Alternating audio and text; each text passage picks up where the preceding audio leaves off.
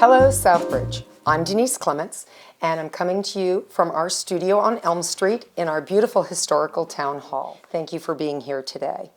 We have with us special guests, Chris Zawacki, who is the CEO of Green Meadows Farm, and we also have Rob Patton, who is the Chief Marketing Officer from Green Meadows Farm.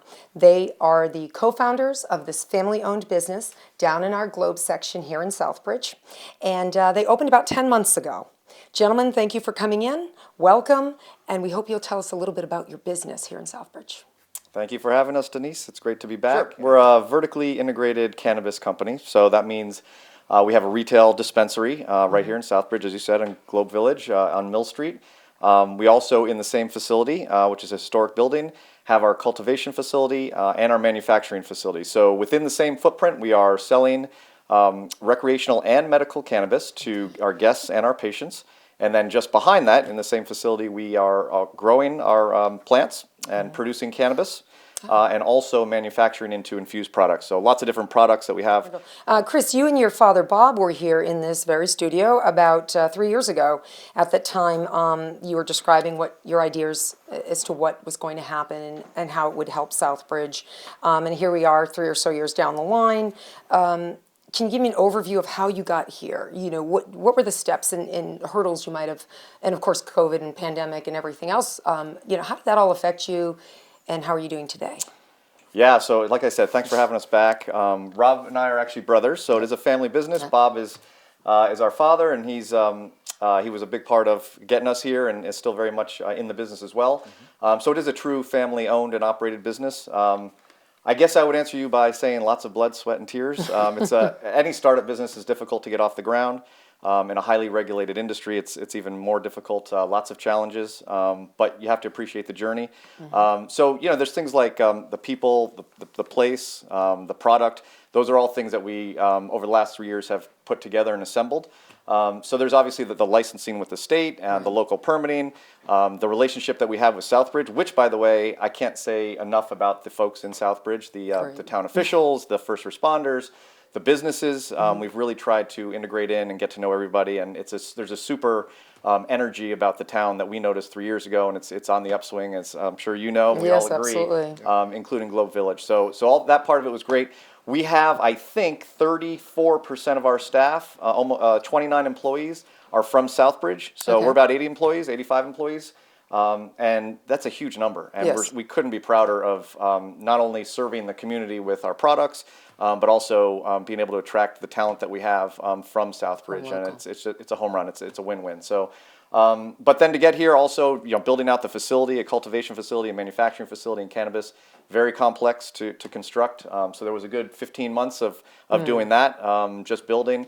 As I said, in the historic building on Mill Street. So you answered a few questions as far as employee base and where they're from and stuff, and that's wonderful to hear that there are a lot of Southbridge opportunity here. Yeah, and one other point on the employee base too, where the family has a very rich history in the military. Right. We have a mission, to improve people's lives, but also in particular our veterans, and so we try to do that via job training, hiring, obviously contributions from the company. And we've done very well there too. So a good portion of our staff are veterans as well. So we want to honor that. One thing you did mention was COVID and the pandemic and how we navigated that. Right. So one thing I give a lot of credit to the state and the CCC, the Cannabis Control Commission, and how they handled that. Very aggressive and kind of proactive in terms of providing guidance to dispensaries as far as how to handle COVID with guests, patients, employees, etc. Declaring cannabis an essential business to stay open during COVID, because as we know, many people use it for medicinal reasons. So that was really, really key as far as navigating, the last 18 months or so. And so, hopefully we get through Omicron and we can, glide past that. Yeah, it's flying past, that's for sure. Yes, and touching everybody, it seems. Yep. Yet from a marketing perspective, too, on your side of things, Rob, that had to have been certainly a challenge, as is what's going on right now in town. I mean, there are a lot of other cannabis industry type businesses looking to open. Sure. We know that there's another dispensary that's just opened on Worcester Street. Also in the works for Southbridge is an indoor growing facility in another one of the old historic areas. So how do you, from a marketing perspective, navigate all of that? And I guess do you feel that the town will benefit from their existence here as well as a business in our community? So I'll answer that second question first. The town will definitively benefit from their existence and being a part of this community, right? Especially if those businesses, as I'm sure they will, take the approach of Green Meadows as far as ingraining themselves in the community, becoming a part of what Southbridge has to offer to its citizens. I think, cannabis businesses that are operated well and done so with a high level of integrity can only bring positive benefit to the municipality of Southbridge. As far as how we navigate, new businesses popping up, whether it's dispensaries or grow facilities or whatever it may be, yes, of course, as a business owner and a head of sales and marketing, I would like to obviously beat all my competition, of course. At the same time, the industry is still so new and young that it's a little bit of rising tide lifts all boats, right? We want everyone to kind of be successful, and while there may be competitive aspects to a relationship, there's also partnership aspects, right? And so I think the more that we can proliferate the idea of cannabis throughout the community and throughout those that maybe haven't experienced it before or don't know enough about it, the more good we all do for the community itself.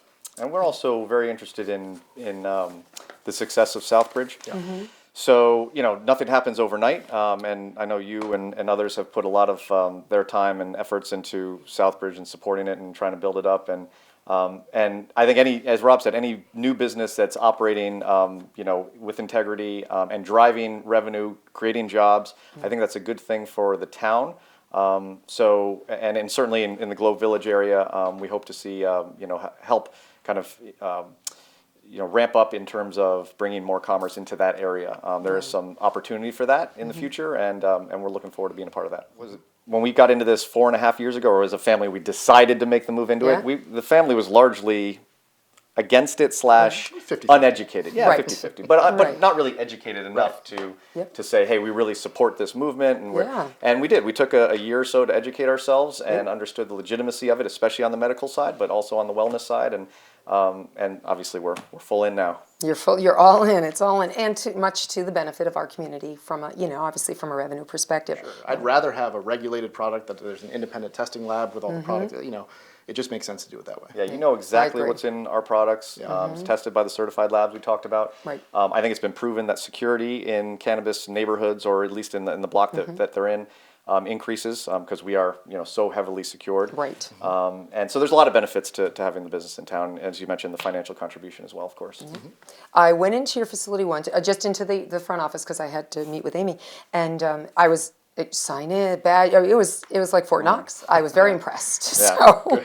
Hopefully a warm Fort Knox, though. Yes. It was a warm Fort Knox. No, it was very. Fort Knox. It was. You did a great job. What I could see from the decor and the whole. The next step, Denise, is to get you on the sales floor, and then we'll talk through some of the There we products. go. Yes, that would be good. I could really use some CBD stuff. There you go. Yes, we've got- I definitely we've need got, that for we've my got pain relief. So, Rob, Yeah. we're talking about cannabis not being the old weed and the old pot situation. And what can people expect when they go into a place like Green Meadows for products? I mean, what is it I'm going to find? I don't want to smoke anything personally, but what else can I find besides some recreational use? What else can I find? So we offer the wide array of product categories that exist within cannabis at Green Meadows, right? So the most common is flower, right? So flower either on its own in loose jars or like pre-rolled joints or blunts, like we do offer that. And that is the most popular thing, right? 50 to 55% of sales covers that category alone. Good to know. The other two most popular categories I would say would be edibles, so gummies, chocolate bars, baked goods, that kind of thing. And then vaporizer cartridges is the third most popular. That's basically the distilled oil from the plant, from the raw plant material.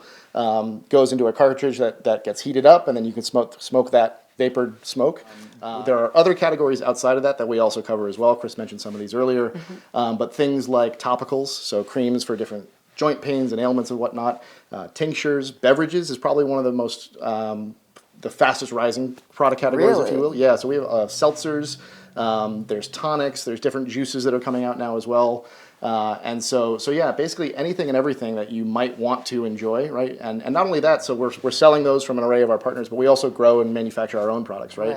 The difference between what we do and what I would say every other cannabis provider or cultivator out there does is everything we do is 100% organic.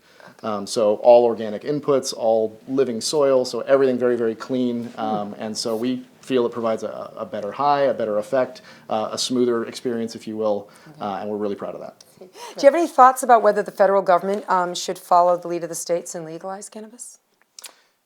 Who wants to take it? I'm happy to take it, but Did we just get I would. I would say that nationally, not everybody's on board. There are still a handful of states that aren't even legalized in terms of medical. Then there's a handful of states that are medical, not recreational, and then Right. there's the bunch that have done it, like Massachusetts, and has legalized it. So, federal government, I think, it's going to take some time for everyone to get on the same page. I do think that it's driven largely by votes and by revenues, tax revenues. So those are two pretty compelling areas that any politician is going to want their Right. constituents to follow, and that's where the trend is. That's where the market is. The future is with cannabis for sure.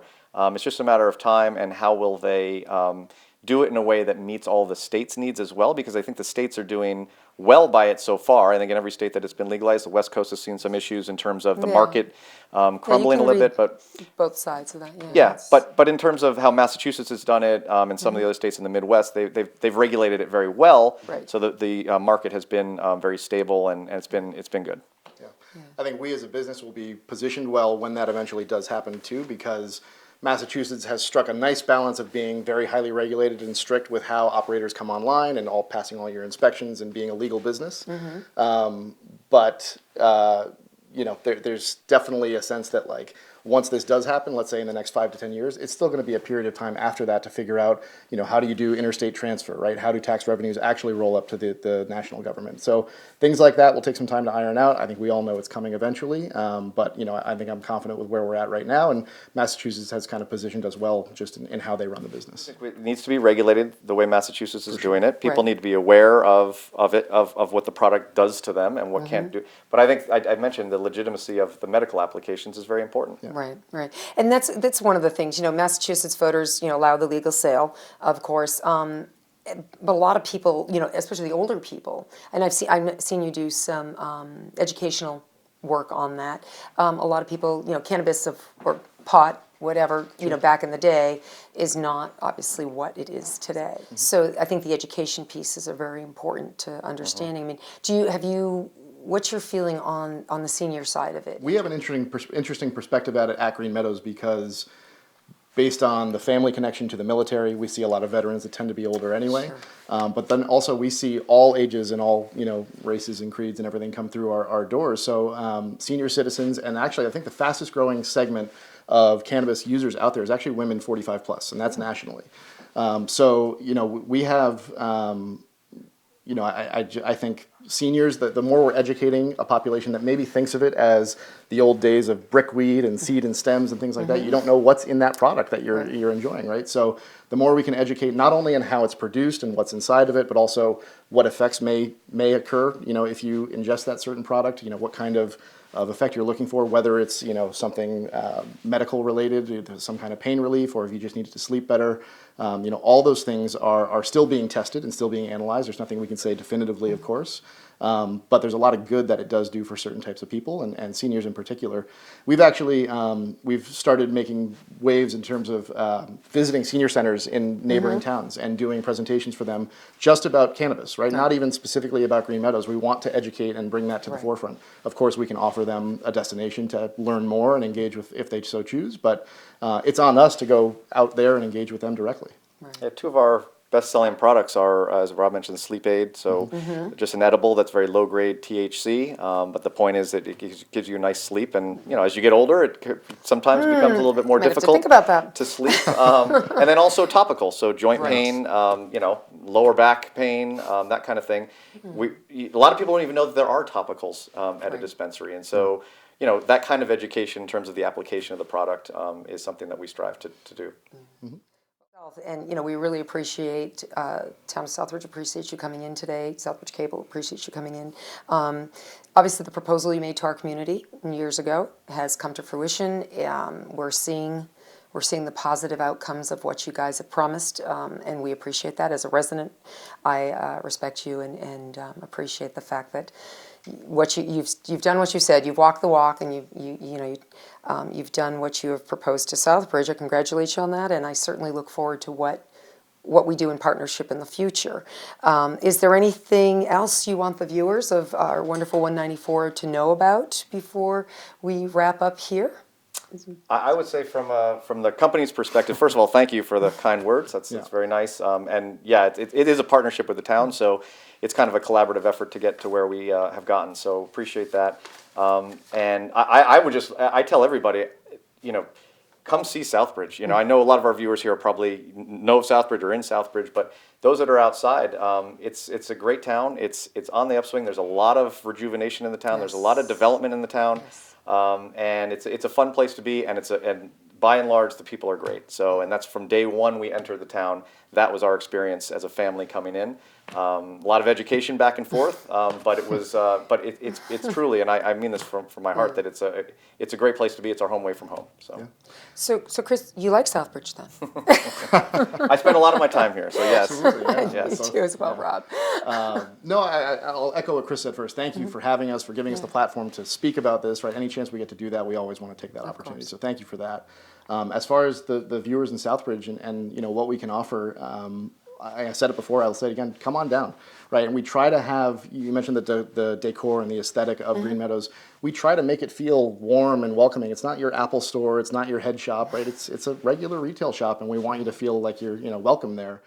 So again, thank you. Appreciate your time today. And Southbridge, well, you've heard it here. You've been educated a little bit more today. We are proud to bring to you this programming. We thank you for watching. Denise Clemence, Southbridge Community Television. Have a great day.